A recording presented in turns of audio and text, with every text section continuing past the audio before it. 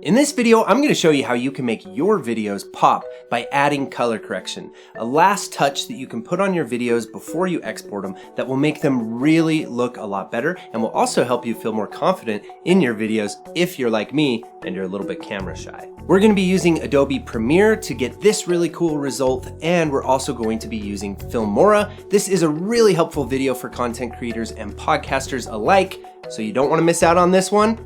Let's just get to it.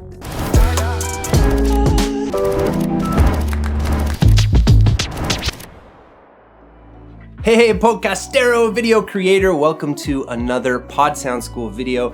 I'm Studio Steve, your podcast enthusiast and nerd, also an audio engineer, and I help clients and students to get really cool results from their podcast. I want to do the same for you. So podcast video is getting so popular, and a lot of us are a little shy on camera, and we really want our videos to look very professional. Well, you can achieve really cool results with your videos by adding color correction after the fact, after you record them. And I'm going to show you how easy it is to do that in Adobe Premiere. And then near the end of the video, I'm going to show you how you can achieve the same thing in Filmora. So if you just scroll along the bottom of the screen there, you'll see some timestamps that I've added. So you can just skip ahead to the Filmora portion if you're going to be using Filmora. Filmora is a really popular and great option for content creators who are on a budget. It's a one-time $60. Adobe Premiere, you will need to have what's called the Creative Cloud subscription, or just buy Adobe for a one-time cost. It's a lot more expensive than Filmora because it is a professional solution. And one of the things I'm going to show you before we hop over into Filmora is why you really might want to consider Premiere and some of the features with color correction and things like that that Premiere has over Filmora. But before we get over into the color correction, one thing that you really need to think about with your videos is lighting. You want to make sure that you have some nice flattering lighting coming onto your face. That's going to help a lot. In this situation here, I just have one key light coming here. It's an LED light with a softbox because that's what I have in this particular setup. If you don't have any lighting at all, or it's not in your budget to get lighting, sit near a nice window and have that window light come into your face. Really play around with your setup and make sure that you're getting a lot of lighting coming on your face. That's going to help your face to look better on camera to begin with, which will then also help us to make the color correction look even better too. I am going to be making some lighting videos specific for podcasters, so if you haven't yet subscribed to our channel so you can be notified when we post really cool videos every week, you don't want to miss out on those either. All right, let's jump right into some really fun color correction stuff over on the computer here. But before we do, we get asked all the time about working with us directly or about our premium online courses. Well, we're really excited about our most recent online course, and that is Smart Podcasting on YouTube. And one of the instructors in that course is Nick Nimmin. Nick Nimmin, Veronica, and I teach everything you need to know to podcast effectively and get real results on YouTube with your podcast, and to just crush it on YouTube. We teach everything from advanced lighting to camera techniques to feeling confident in front of the camera, and we also teach complete step-by-step video editing techniques in both Premiere and Filmora. So this video will give you a little taste of some of the things that we teach inside that course. You can find out more about that course by going to podcastingsmart.com/spy. SPY stands for Smart Podcasting on YouTube. Okay, I wanted to make sure that you knew about that. And now let's get to some color correcting. Okay, so here we are in Premiere Pro. This is what Premiere looks like if you first open it up. I'm going to assume that you've already opened it up and that you're a little bit familiar with how Premiere works already. But just in case this is your first time opening up Premiere, along the top you'll find this helpful menu up here that Premiere has that allows you to first learn, if you click on learning, how to use Premiere. So you can come in here and learn the basics of Premiere. This is really helpful. And then assembly, this sort of helps you to manage your files. I don't spend a lot of time in here. Editing, this is where you're going to create a timeline and do a lot of editing. And then over here, color, this is where we're going to do some color correction, people. So let's get to that. But first what I need is some footage to edit. So I'm going to come down here to where it says Finder, and I'm using a Mac. You can do this also on a PC. It's the same exact thing. So you can follow along with both. Here, I'm going to use this one too, buddy. This was a fairly recent YouTube video that we put out. All I have to do is drag it into my project here. Now, if I right click, or on a Mac, if I hold Control and click, I'll get this, which is New Sequence from Clip. That will automatically open up a sequence that has the same sequence settings that I had on my camera. And what I will do is I'll just kind of scrub through this until we find a image of me that looks fun to color correct. So let's just keep looking through here. And I think that looks like a fun one to color correct right there because I'm making a silly face. So there are two basic ways to color correct in Premiere, and this is the first place that Premiere varies from Filmora and why you might want to use Filmora, and that is to use adjustment layers. So let's say I was actually going to make a bunch of cuts like I would in an edit, and then I would make my edits, make my cuts and all of that. And then I wanted to add the color correction, which in Premiere is usually what we want to do because once you start color correcting, it can really bog down your computer and slow down your computer. So I usually like to do all of the editing first and then apply the color correction. Well, an easy way to do that is to add what's called an adjustment layer. And you can add an adjustment layer by coming over here to this window here, and we can make it a little bit bigger so we can actually see all of the icons here. And here you'll see an icon right here that says new item. And if we click on this new item, one of the things that we can add is an adjustment layer. And it's asking what video settings, and it will usually default at the video settings of your sequence. And in this case, it's the sequence settings of the video right here. So I'll say okay. And now I have an adjustment layer that popped up in my project files folder here. So now I can just drag that adjustment layer on top. And it's really small right now, so I can zoom in by pressing the plus key to zoom in and get my adjustment layer and drag it out. Another thing I like to do, and this is a really fun quick key to memorize in Premiere, is press the tilde key, which is usually right underneath the escape key, and that will full screen anything that you're on. So right now I'm on this edit window, and if I press the tilde key, it full screens it, which gives me some more real estate here to make some advanced edits. Then I can press the tilde key again and I'm back to my regular window. If I do the same thing up here to my program monitor, or this is what we're viewing, and I press the tilde key, then I get a nice full screen there. So that's a really fun quick key to know. It works anywhere that you press the tilde key on. So that's a fun quick key. And now if I have my adjustment layer selected, I can apply the color correction to just my adjustment layer and not to the footage itself. So there's a lot of different ways to do it. If you adjust it to the footage yourself, you'll need to copy and paste the color correction that you made to all of your clips that you've made, and that can be an extra step. So I like to do it to the adjustment layer itself. So let's go back and find a nice clip of me.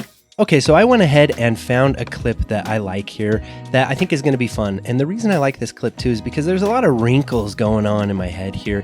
And there's a lot of kind of my signs of aging here. And one thing that I love about Adobe Premiere, right out of the box, the Lumetri color, which is what we're going to be using, and you'll see how easy it is, has a very simple way that you can do some skin softening. And that's something that is not available on Filmora. So now I can either have this adjustment layer selected, and when it's selected, it's highlighted, or I can have this selected here, which is the footage itself. And then all I have to do is come over here to the color tab.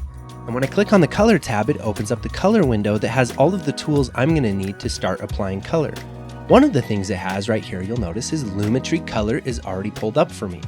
This effect will not actually be applied to this footage until I start messing with these settings here, which is really cool.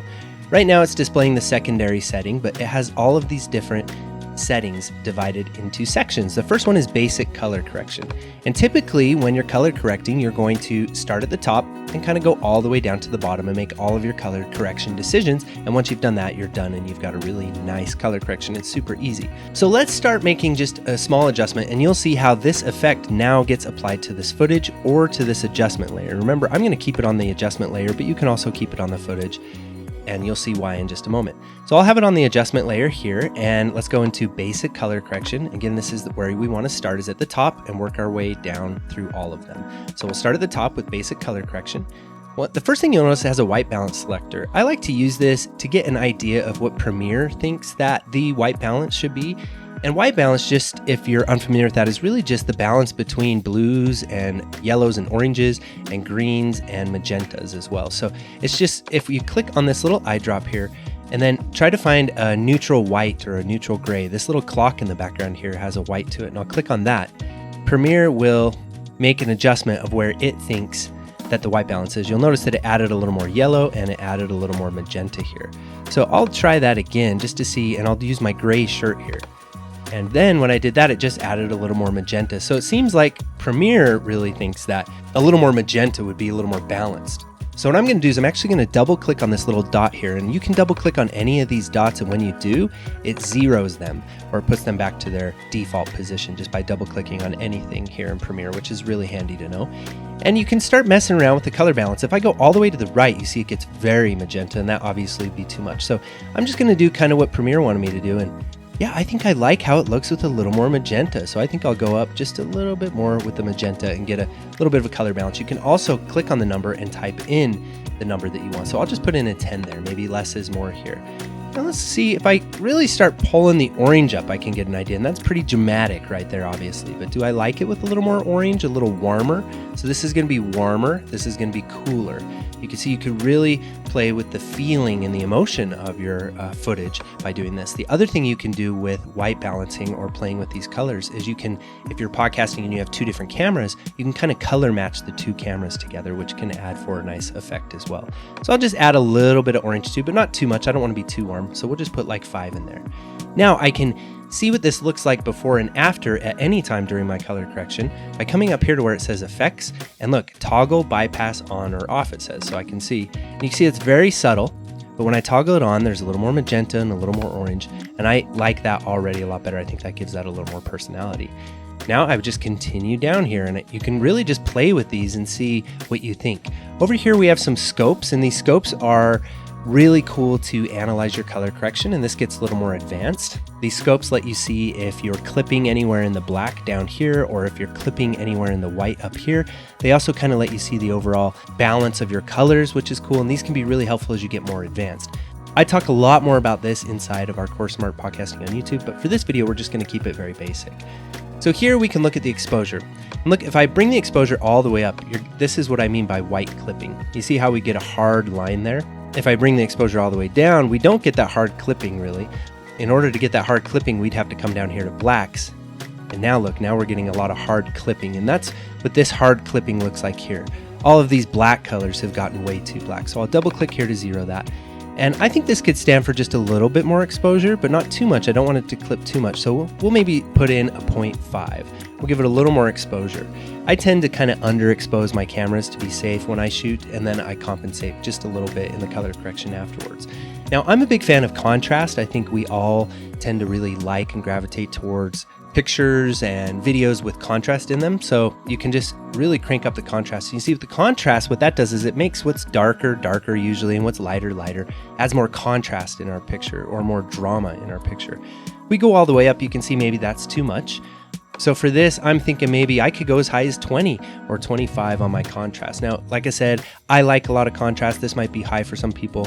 Sometimes I even go up to 50. I'm a big fan of contrast. Then I come down to my highlights here. I can play with the highlights. This is where you can just make your highlights or the wider parts of your image pop a little more if you want. Same with the shadows is in between. The shadows is going to be kind of not completely dark, but it's also not your highlights. So that's how you can bring up some of your shadows if they're kind of dark. But I'll leave those where they are as well. And then the blacks here, maybe I do want to bring the blacks down just a little bit to get even more contrast. And then finally, we have a saturation here. Now, I like a little bit of extra saturation usually. If we drag this all the way to the right, you'll see that looks a little too crazy. Now I'm starting to look like Pumpkin Steve, which, you know, is a nice look. But if we come down here, we can go to like 110 maybe on the saturation and just give it a little more saturation, a little more life. And now what we can do is we can toggle this whole effect on and off, again by pressing this effects up here. But we can also toggle on and off just the basic color correction section, and we can do the same thing with any of these sections that we play with by pressing this check mark here. And that can be really helpful as we start adding more of these sections to our color correction palette. So I think that looks really good. And if you look at that toggled on and off, it's really already, to me, makes a lot more dramatic, a lot more colorful picture. It seems to kind of kill some of the haze that is here that I didn't notice before. It seems like it's cleaned up the picture, made the picture pop a lot more. And you can see that was really easy. All we really did was a teeny little color balancing. We checked the white balance a little bit using this eyedropper tool in Premiere. And we also adjusted, gave it a little exposure, quite a bit of contrast, and then just a little bit of saturation. So that's good. Now we can move on to all of these. Now here in Creative, this is where Premiere comes with a lot of looks already. And this can be fun if you want to get creative. A lot of times these can not look that good. I tend not to use a lot of these, but here you can also make your own custom presets and things as well. So the one thing I do like in this creative tab though is this vibrance. If we turn it all the way up, you'll see that's too vibrant, but look how it brought out some purples and it brought out a lot of the blue and a lot of the color here. I like that because I'm a big fan of color, and you'll notice that on our channel. But some people, they want their stuff to look more faded and less vibrant. So you could also do that if you want a kind of a desaturated look, and that's kind of what you're going for. So there's a lot of options here for your creativity, but I'm gonna add a little bit of vibrance, just a little bit. And that's all I'm gonna do inside of this creative tab. I can see what that looks like with just that little vibrance I added by selecting and deselecting this. See, it's very subtle. You almost don't even notice it. But there is some more vibrance that comes out in my skin and in the background. If I wanted to notice it just a little bit more, let's give it just a little bit more. And now, yeah, just a little bit of vibrance. And that's what it is really. Color correction is a lot of just small touches that make it a lot better. And that's pretty much it for this color correction, except for two other things that I really like to do. Now you'll notice this curves, this is something that's more advanced, but this is a way that you can also sort of correct your contrast. Right here, the curves is going to allow you to draw lines and pull down your darks here, or bring up your darks. And so you'll see it's very common to get kind of an S curve that people will use, but I typically just avoid that because I don't think it's always necessary when you're just looking for a quick color correction, which is what we're looking for in this video. So you can basically just do a basic color correction, and then you could skip through all these and come down here to where it says secondary, and this is where I'm going to show you a skin softening technique. A secondary color correction is what color correctors or colorists do as a secondary passive color. So they'll do the basic color correction, and then afterwards they will do a secondary color correction. This is where you typically select just one color and either bring it out or take it out, and either make it pop more or reduce the color of it. So I could maybe make this green more vibrant, or what I could do in this case is I could select just my skin tone, and I could affect my skin tone by softening it or taking some of the sharpness out of it very easily right here from the Lumetri color effect. So all I do is come to the eyedropper here, and I pick kind of a nice middle place on my skin. Let's do right here on my cheek, and look, it selected a color. And then what you can do is there's this box right here that says color/gray. If I click on that, it will show me the color it's selected. Now it didn't select all my face. I need to select more colors. So what I can do, there's this other eyedropper that has a plus sign to it. I can click on that and start selecting other areas of my face until it picks out all of the areas of my face. Now sometimes you have to sit and click for a minute to get all the colors of your face. I'll come out here sometimes too so that I can see, maybe up here by my eye. And you'll notice that the colors changed here, so it did select more colors. And this can be a little bit of trial and error to get the color right. You'll notice it is grabbing a little bit in the background, and that's fine because this wood color shares the same color as my face. Once you have the basic color selected, you can also play with these sliders here to get more of that color that you selected. You can see now as I drag this out, I get almost my whole face, but I don't want to de-sharpen my hair or anything like that. I don't want to lose the detail of my hair. I also really don't want to lose the detail of my eyes or my eyebrows or any of the details of my face, because then it will look blurry and it will look like it's out of focus. I just want to try to highlight my skin. And so that can take a little playing with these knobs here. And this little thing here, this little triangular thing, is sort of a fade between all these colors. So you see that kind of fades that out. And now what I can also do is I can continue to scrub through my video to where I am looking directly at the camera like this, and make sure that my eyes and my eyebrows aren't being selected when I select color gray. So if I deselect this here, you'll see that my eyebrows are being selected a little bit. So I can come up here to this minus, and I can click on my eyebrow color and take that eyebrow color out. But in this case, it took all my skin color, so I may not have selected my eyebrow color. Or I can come down here, and I'm guessing that's the darker colors on this spectrum.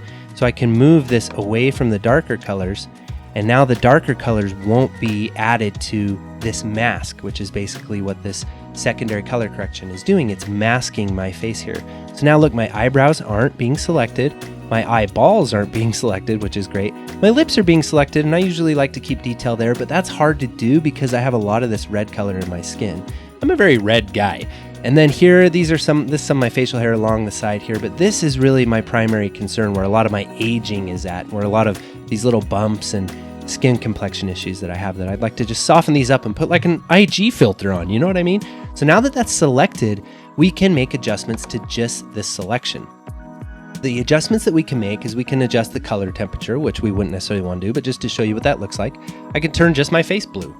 And it didn't affect any part of the picture except for that. Now you'll notice this was selected up here too. So I can double click to undo that. I could also make it really orange as well. And this you need to be a little careful with in Premiere, because if you get too crazy here, you'll notice some artifacts and some pixelation that moves and stuff when you do too many of these weird color effects. But sometimes you can just grab the skin color and make it a little more orange if you want to just bring out a little more orange or a little more warmth in your skin while maintaining a nice cool look in the background. So people get very creative with this secondary color correction. But you can keep it really simple by just selecting the color of your skin just like this. And if you want, you can blur it a little bit like this, and that will blur and grab more. But when you blur it too much, you'll notice now my eyes are in this mask, and I don't want that. I want to see a lot of detail in my eyes, because that's where people really connect to us in our videos. Same with my eyebrows and my facial hair, all those little soft lines that need to be sharp. So I don't usually blur very much at all. If I do, it's just a little teeny bit on the blur. So I'm going to leave it at 0 for this illustration, because I think this looks really good. Now what I can do is I can toggle on and off my mask, essentially. So this is showing me what is masked in Premiere, or just the full image. And now I can come down here to sharpen, and watch what happens if I pull this all the way to the left to my face. Now that area that's selected has become more blurry. It's become less sharp, which gives my skin complexion a softer look to it, more youthful look to it, which is what we're all after, right? So let's look at that again by just full screening it, see if this helps you see it a little bit more. So you can see I press the tilde key to full screen it. Here it is with the effect. Now let's look at it without just that secondary color effect. And remember, I can just look at the secondary color that I did by selecting this arrow on and off. So here, let's full screen it again. And we can even zoom in a little bit on my image here, and I'll press on my image here so you can see my skin and how it looks. So this is without that skin softening. You see all the little blemishes and the skin things that I have here.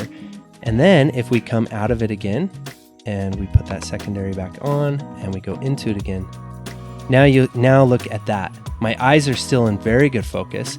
My little mustache here, my little facial hair, my eyebrows are still in focus. They still have a lot of detail to them, but my skin has gotten softer. These blemishes up here especially are a lot softer. So this is a really cool technique.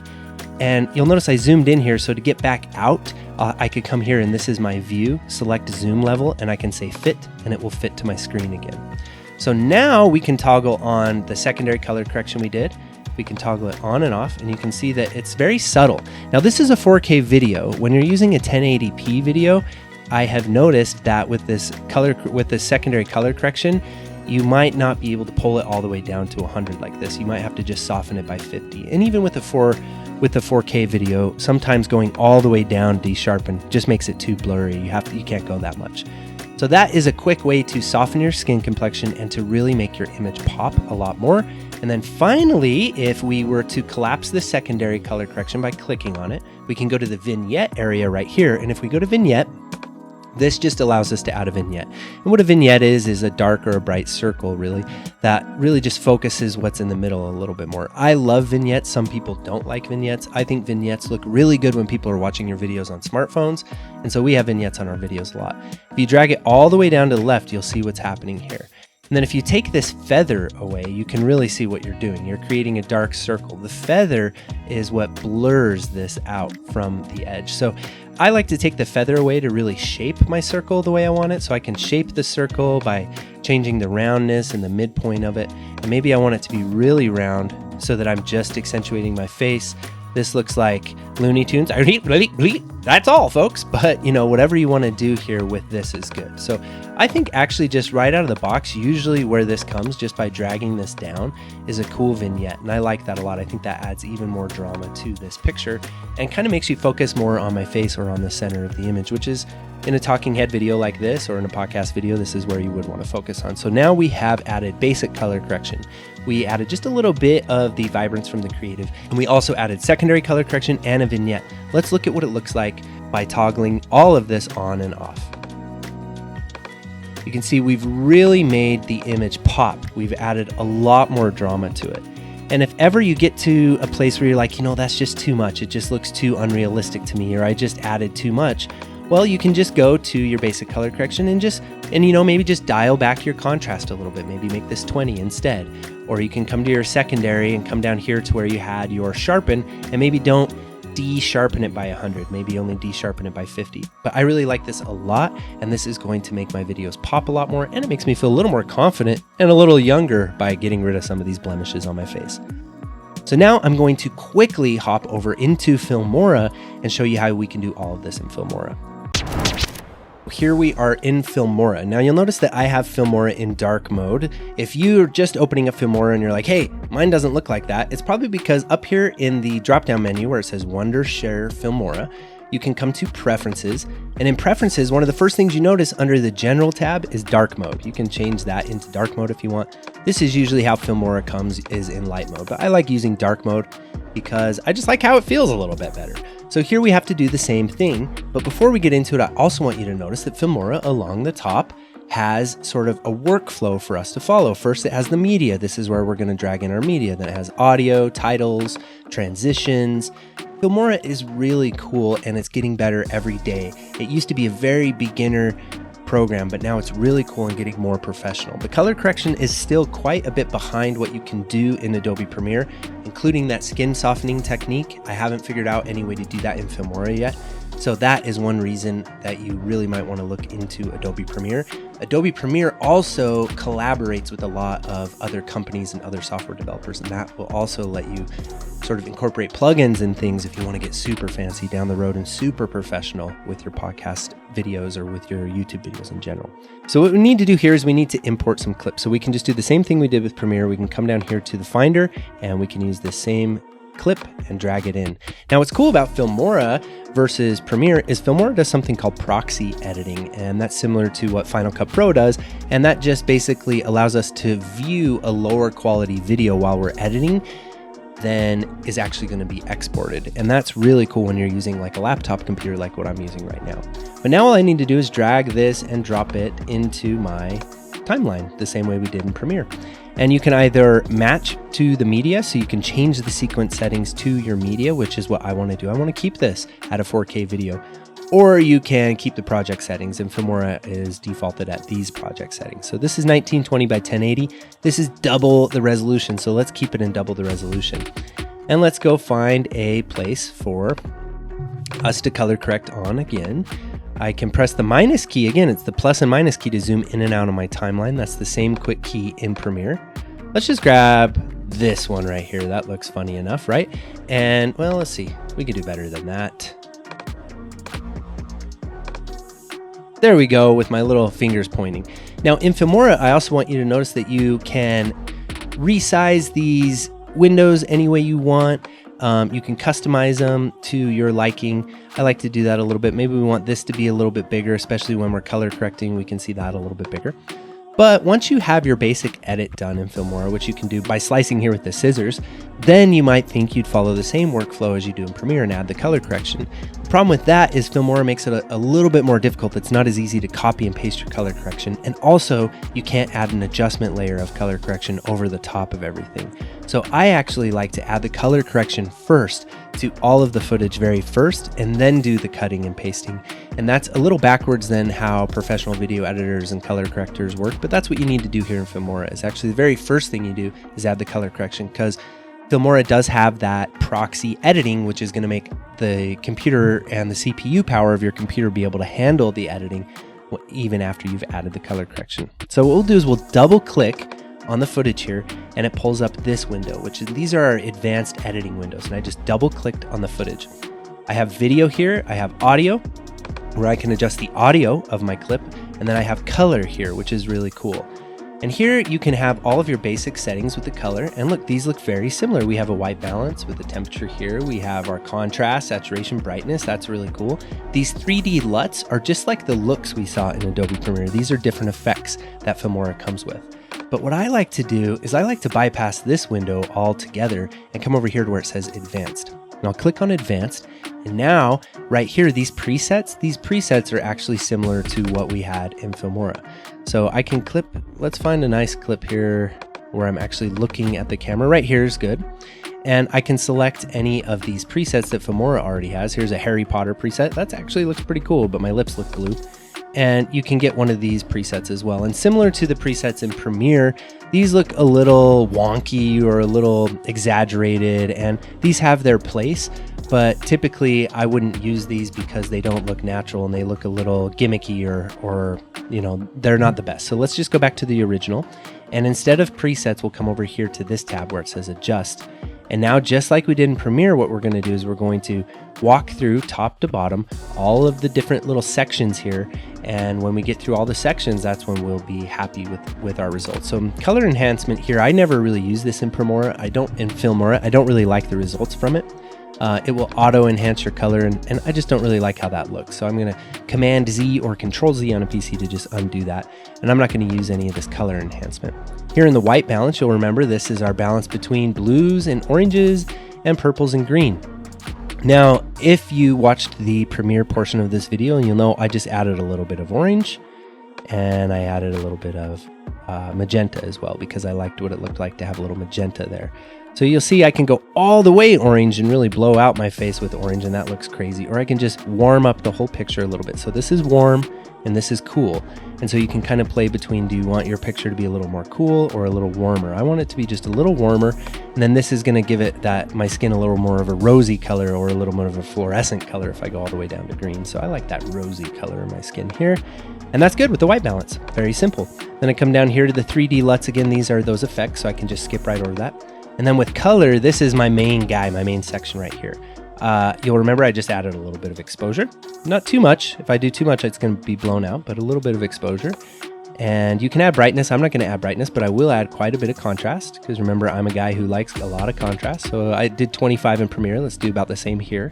And then look, it has vibrance and saturation. Those were the two effects I added a little bit in Premiere. So we can go all the way up, and that doesn't look too good. So I typically will just drag sliders and faders and things all the way up to see what it looks like, and then kind of balance it out. See what it looks like without it, with it, all the way up, and then just kind of find your sweet spot. Usually less is more. We'll just add a little bit of saturation and a little bit of vibrance here. So now I've got a more colorful picture and it has more contrast to it. I want even a little more contrast. We'll do 36. How about that? And you can always reset these by this little reset button or this undo icon that you see to the right of them, and they'll go back to 0 here. So now I can close this section or collapse this section by clicking on that triangle there.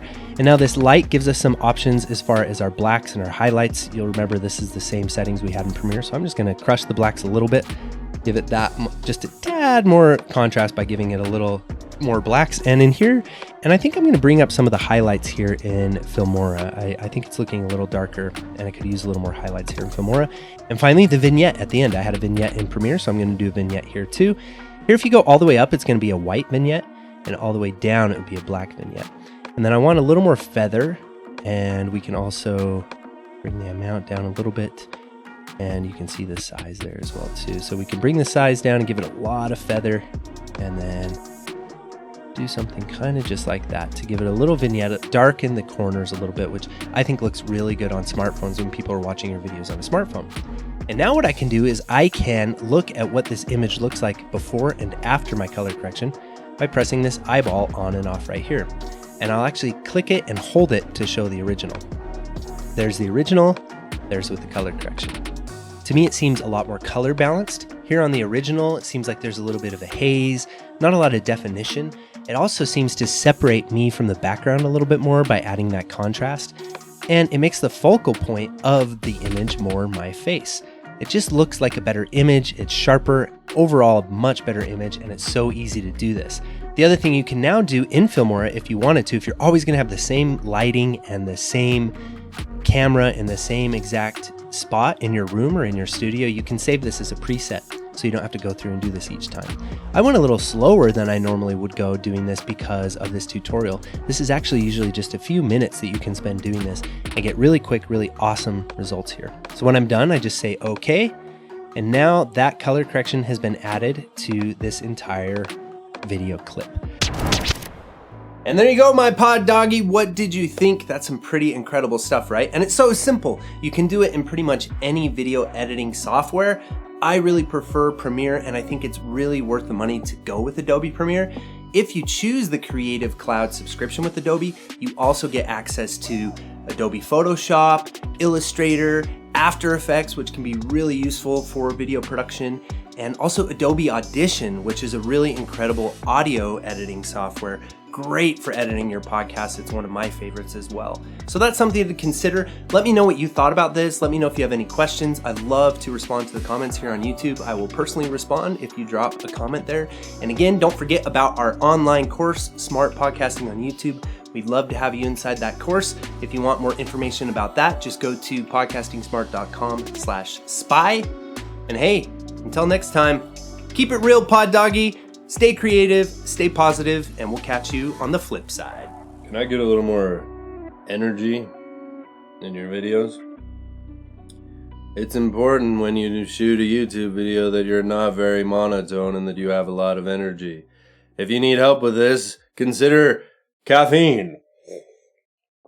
Boo! Now I'm ready to shoot a YouTube video.